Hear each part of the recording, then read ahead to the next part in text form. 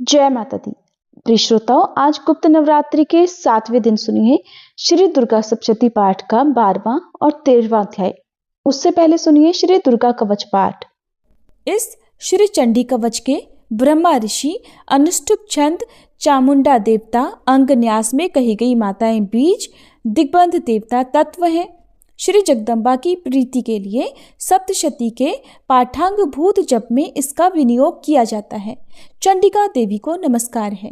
मार्कंडेय जी ने कहा, पितामह, जो इस संसार में परम गोपनीय तथा मनुष्यों की सब प्रकार से रक्षा करने वाला है और जो अब तक आपने दूसरे किसी के सामने प्रकट नहीं किया हो, ऐसा कोई साधन मुझे बताइए।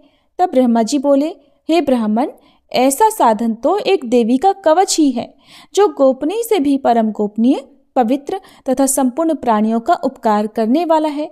महामुने, उसे श्रवण करो। देवी की 9 मूर्तियां हैं जिन्हें नवदुर्गा कहते हैं। उनके पृथक पृथक नाम बतलाए जाते हैं। प्रथम नाम शैलपुत्री है, दूसरी मूर्ति का नाम ब्रह्मचारिणी है, तीसरा स्वरूप चंद्रघंटा के नाम से प्रसिद्ध है, चौथी मूर्ति को कुष्मांडा कहते हैं, 5वीं दुर्गा का नाम स्कंद माता है, देवी के छठे रूप को कात्यायनी कहते हैं, 7वां कालरात्रि और 8वां स्वरूप महागौरी के नाम से प्रसिद्ध है, 9वीं दुर्गा का नाम सिद्धिदात्री है। ये सब नाम सर्वज्ञ महात्मा वेद भगवान के द्वारा ही प्रतिपादित है। जो मनुष्य अग्नि में जल रहा हो, रणभूमि में शत्रुओं से घिर गया हो, विषम संकट में फंस गया हो तथा इस प्रकार भय से आतुर होकर जो भगवती दुर्गा की शरण में प्राप्त हुए हों, उनका कभी कोई अमंगल नहीं होता। युद्ध के समय संकट में पड़ने पर भी उनके ऊपर कोई विपत्ति नहीं दिखाई देती। उन्हें शोक, दुख और भय की प्राप्ति नहीं होती। जिन्होंने भक्तिपूर्वक देवी का स्मरण किया है, उनका निश्चय ही अभ्युदय होता है। देवेश्वरी, जो तुम्हारा चिंतन करते हैं, उनकी तुम निस्संदेह रक्षा करती हो। चामुंडा देवी प्रेत पर आरूढ़ होती हैं, वाराही भैंसे पर सवार होती हैं, ऐन्द्री का वाहन ऐरावत हाथी है, वैष्णवी देवी गरुड़ पर ही आसन जमाती हैं, महेश्वरी वृषभ पर आरूढ़ होती हैं, कौमारी का वाहन मयूर है। भगवान विष्णु की प्रियतमा लक्ष्मी देवी कमल के आसन पर विराजमान है और हाथों में कमल धारण किए हुए हैं। वृषभ पर आरूढ़ ईश्वरी देवी ने श्वेत रूप धारण कर रखा है। ब्राह्मी देवी हंस पर बैठी हुई है और सब प्रकार के आभूषणों से विभूषित है। इस प्रकार ये सभी माताएं सब प्रकार की योग शक्तियों से संपन्न है। इनके सिवा और भी बहुत सी देवियां हैं जो अनेक प्रकार के आभूषणों की शोभा से युक्त और नाना प्रकार के रत्नों से सुशोभित हैं। ये संपूर्ण देवियां क्रोध में भरी हुई हैं और भक्तों की रक्षा के लिए रथ पर बैठी दिखाई देती हैं। ये शंख, चक्र, गदा, शक्ति, हल और मूसल, खेटक और तोमर, परशु तथा पाश, कुंत और त्रिशूल और उत्तम शारंग धनुष आदि अस्त्र शस्त्र अपने हाथों में धारण करती हैं। दैत्यों के शरीर का नाश करना, भक्तों को अभयदान देना और देवताओं का कल्याण करना, यही उनके शस्त्र धारण का उद्देश्य है।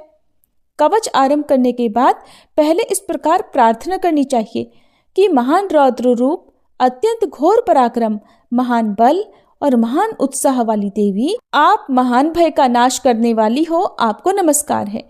आपकी ओर देखना भी कठिन है। शत्रुओं का भय बढ़ाने वाली जगदम्बिके, मेरी रक्षा करो।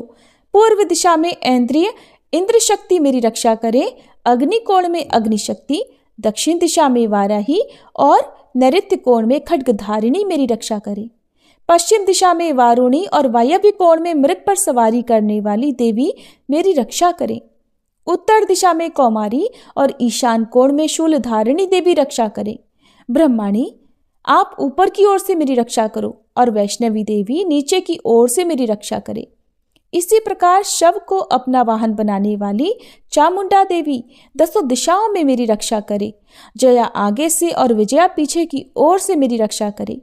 वाम भाग में अजिता और दक्षिण भाग में अपराजिता रक्षा करे। उद्योतनी शिखा की रक्षा करे। उमा मेरे मस्तक पर विराजमान होकर रक्षा करे।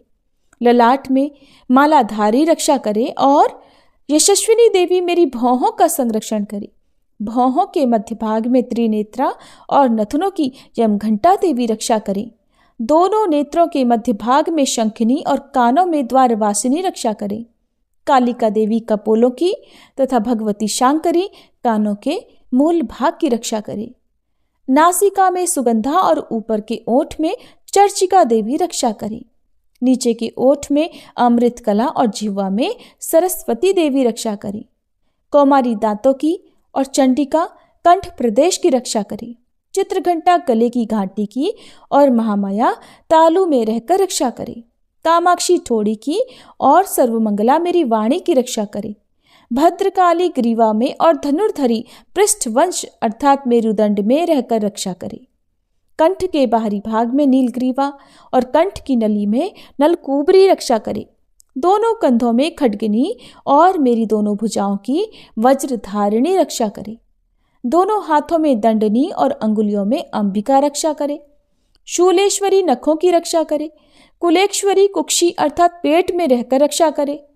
महादेवी दोनों स्तनों की और शोक विनाशिनी देवी मन की रक्षा करे। ललिता देवी हृदय में और शूलधारिणी उदर में रहकर रक्षा करे। नाभि में कामिनी और गुह्य भाग की गुह्येश्वरी रक्षा करे। पूतना और कामिका लिंग की और महिषवाहिनी गुदा की रक्षा करे। भगवती कटिक भाग में और विंध्यवासिनी घुटनों की रक्षा करे। संपूर्ण कामनाओं को देने वाली महाबला देवी दोनों पिंडलियों की रक्षा करे। नरसिम्ही देवी घुट्टियों की और तेजसी देवी दोनों चरणों के पृष्ठभाग की रक्षा करे। श्री देवी पैरों की अंगुलियों में और तलवासिनी पैरों के तलुओं में रहकर रक्षा करे। अपनी दाढ़ों के कारण भयंकर दिखाई देने वाली दृष्टा कराली देवी नखों की और ऊर्ध्वकेशिनी देवी केशों की रक्षा करे। रोमावलियों के छिद्रों में कौबेरी और त्वचा की वागीश्वरी देवी रक्षा करे। पार्वती देवी रक्त मज्जा वसा मांस हड्डी और मेद की रक्षा करे। आंतों की कालरात्रि और पित्त की मुकुटेश्वरी रक्षा करे। मूलाधार आदि कमल कोशों में पद्मावती देवी और कफ में चूड़ामणि देवी स्थित होकर रक्षा करे। नख के तेज की ज्वालामुखी रक्षा करे। जिसका किसी भी अस्त्र से भेदन नहीं हो सकता वह अभेद्या देवी शरीर की समस्त संधियों में रहकर रक्षा करे। ब्रह्माणी आप मेरे वीर्य की रक्षा करें। छत्रेश्वरी छाया की तथा धर्मधारिणी देवी मेरे अहंकार मन और बुद्धि की रक्षा करे। हाथ में वज्र धारण करने वाली वज्रहस्ता देवी मेरे प्राण अपान व्यान उदान और समान वायु की रक्षा करे। कल्याण से शोभित होने वाली भगवती कल्याण शोभना मेरे प्राणों की रक्षा करे। रस रूप गंध शब्द और स्पर्श इन विषयों का अनुभव करते समय योगिनी देवी रक्षा करे तथा सत्वगुण तमोगुण और रजोगुण की रक्षा सदा नारायणी देवी करे।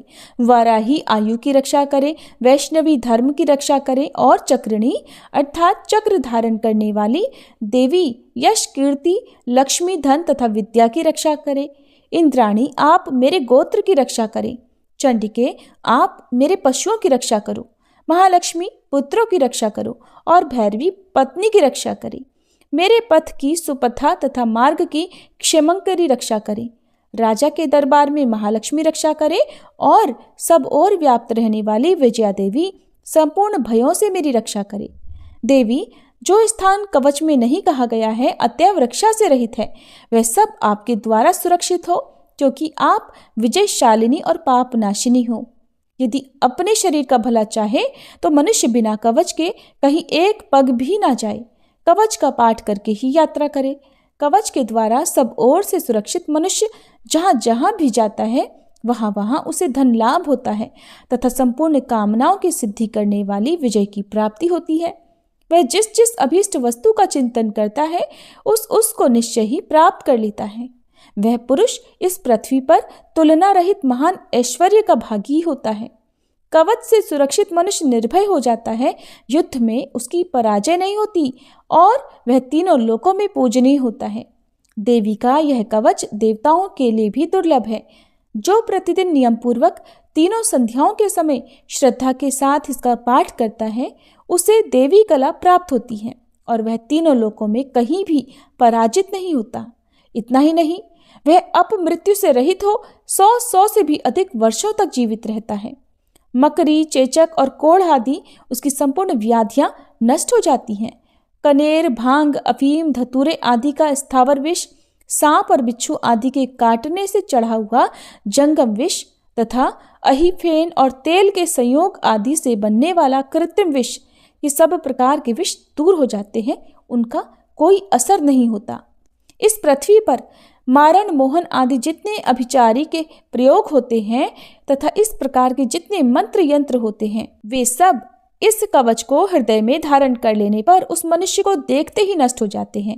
यही नहीं, पृथ्वी पर विचरने वाले ग्राम देवता, आकाशचारी देव विशेष, जल के संबंध से प्रकट होने वाले गण, उपदेश मात्र से सिद्ध होने वाले निम्न कोटि के देवता, अपने जन्म के साथ प्रकट होने वाले देवता, कुल देवता, माला अर्थात कंठमाला आदि, डाकिनी शाकिनी, अंतरिक्ष में विचरने वाली अत्यंत बलवती भयानक डाकिनियां, ग्रह भूत पिशाच यक्ष गंधर्व राक्षस, ब्रह्म राक्षस, बेताल कुष्मांड और भैरव आदि अनिष्टकारक देवता भी हृदय में कवच धारण किए रहने पर उस मनुष्य को देखते ही भाग जाते हैं।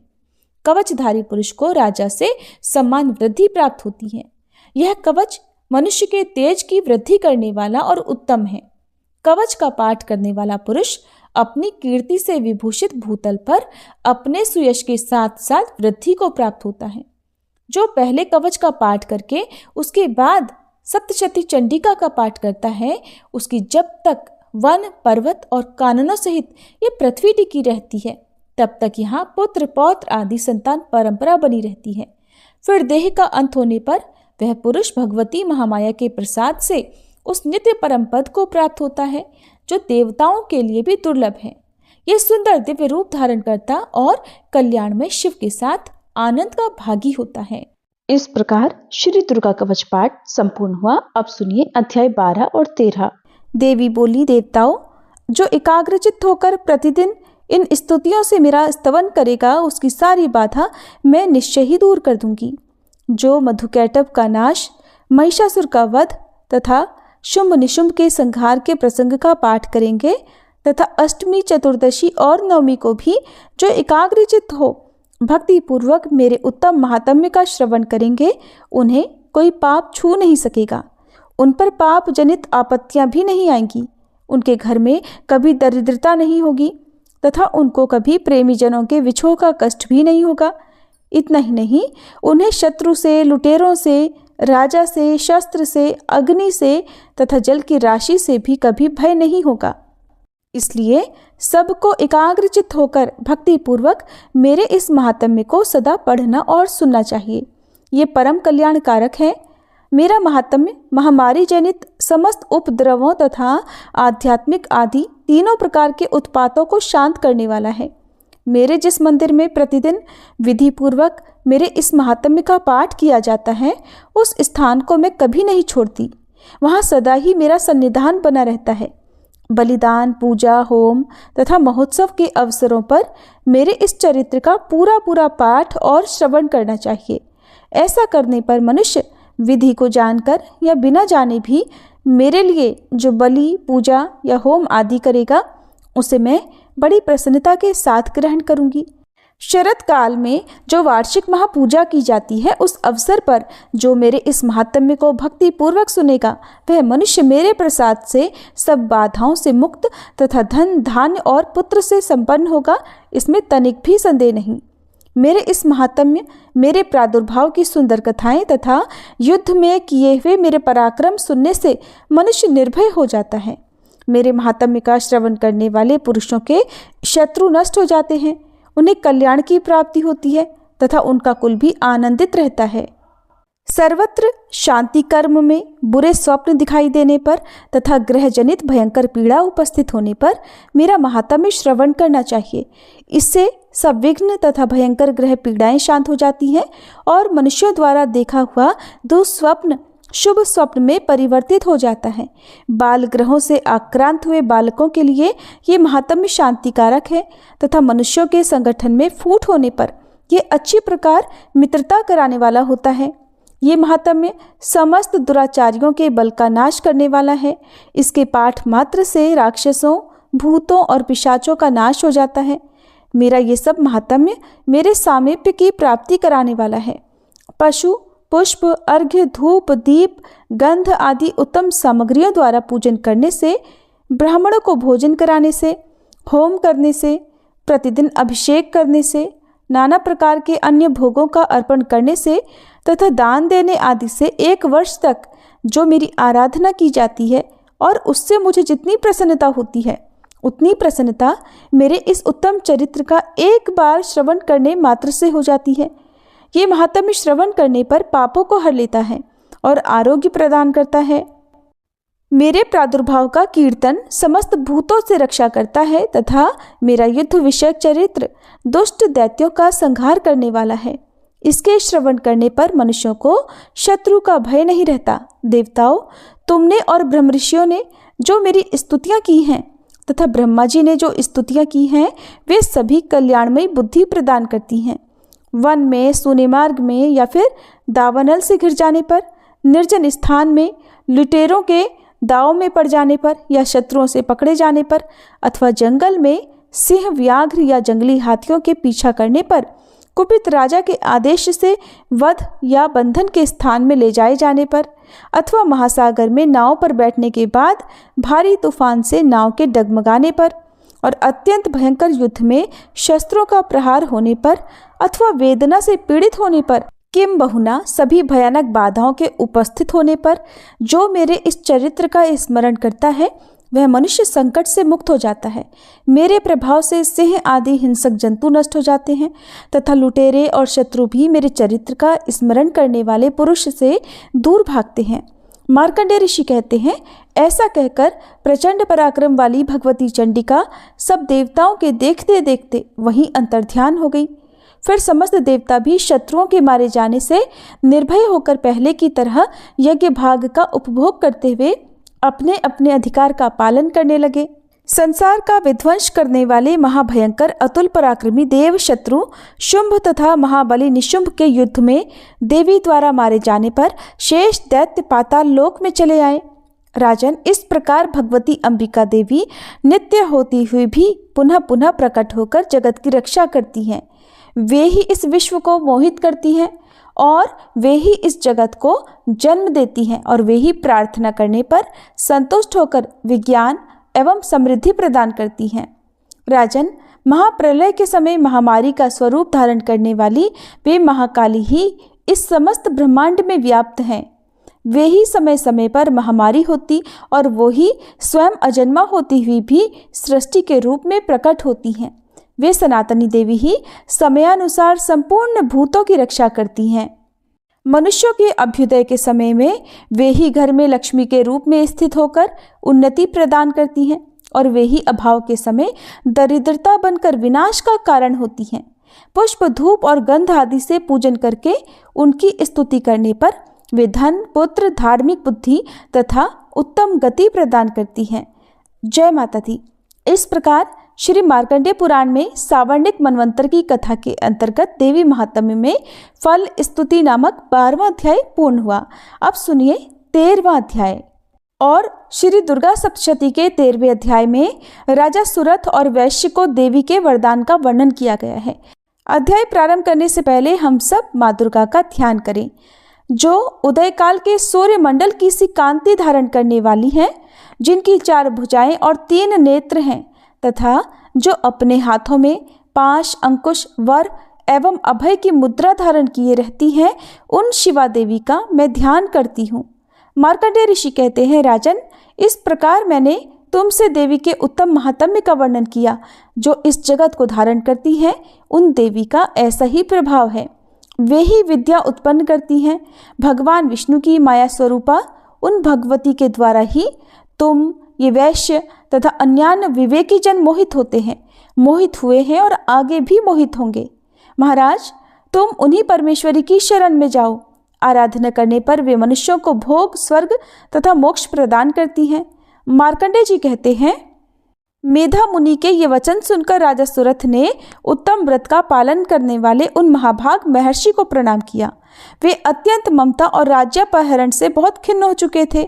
महामुने इसलिए विरक्त होकर वे राजा तथा वैश्य तत्काल तपस्या को चले गए और वे जगदम्बा के दर्शन के लिए नदी के तट पर रहकर तपस्या करने लगे।